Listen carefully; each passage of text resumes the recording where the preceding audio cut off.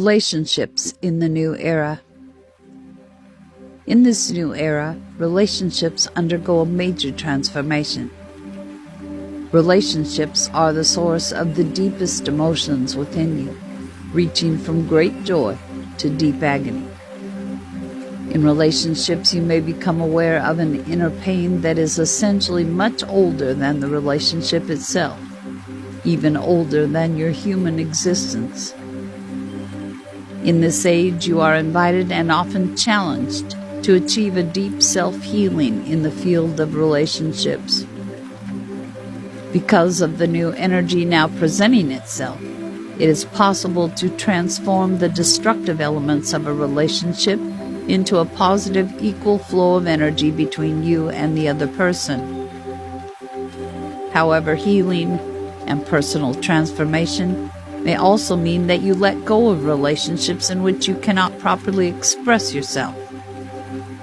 It frequently means that even if you love someone dearly, you may have to say goodbye, because your own inner path takes you to a different place.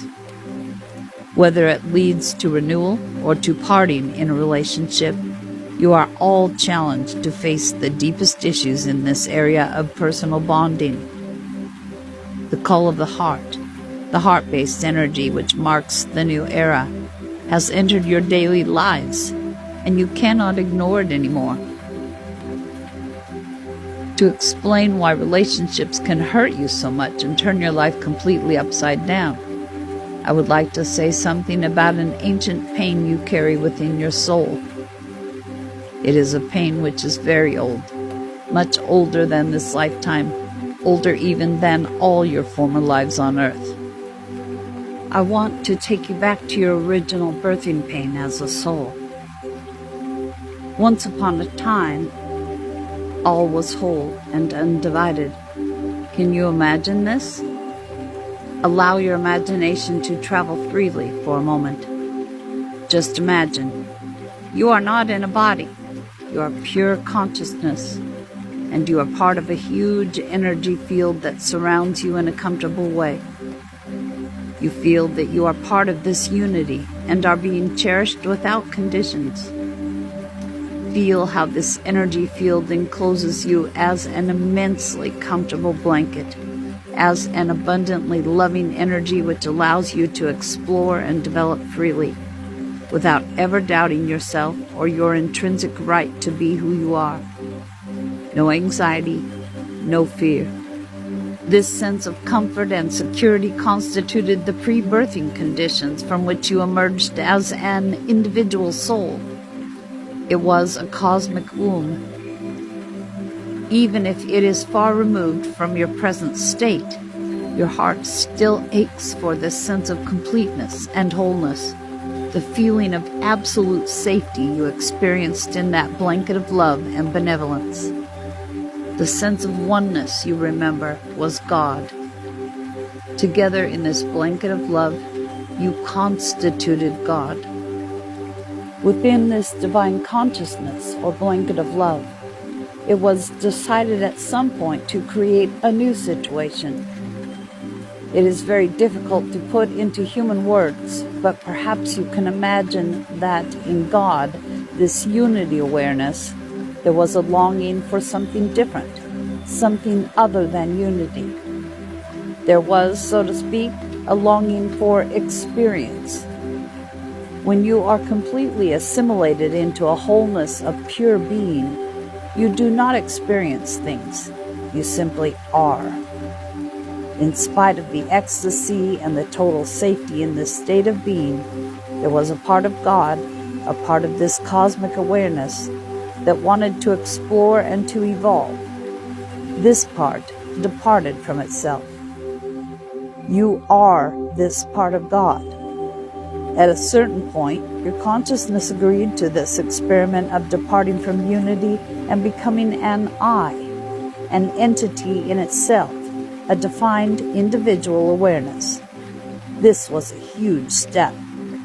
From the bottom of your being, you felt that this was a good thing.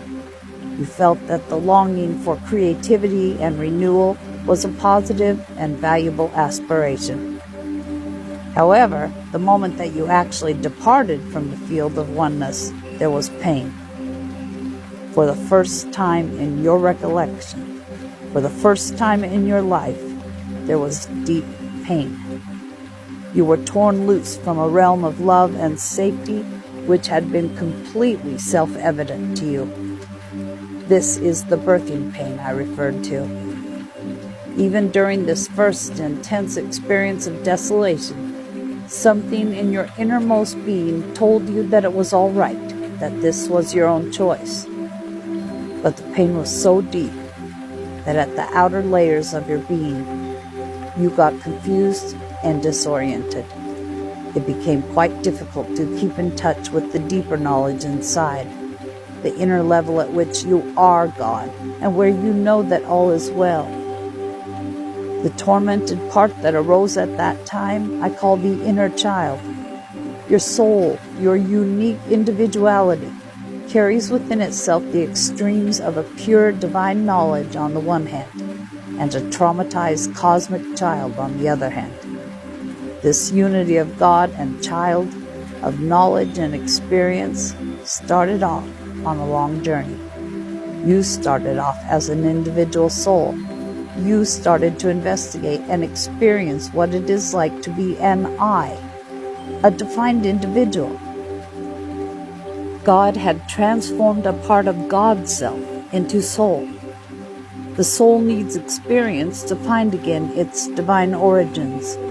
The soul needs to be alive, to experience, to discover, to self-destruct, and to recreate in order to feel who the soul truly is, namely, God. The self-evidence of being one and whole had been shattered and had to be regained by experience. This in itself was a great feat of creativity. The birthing of I consciousness was a miracle. It had never existed before. Often you try to transcend the boundaries of your I-ness in order to experience oneness and deep unity again. You might say that is the very aim of your spiritual quest. But consider for a moment. From God's point of view, it is the I-ness, the separateness, that constitutes the miracle. The state of being one was the normal situation, how it had always been. Within the miracle of being an individual soul lies an immense beauty, joy, and creative power. The reason that you do not experience it like that is that you are still struggling with your birthing pain as a soul. Somewhere deep inside you, the primal scream of anguish and betrayal still resounds. It is the recollection of being torn apart from your mother, father, from the omnipresent blanket of love and safety.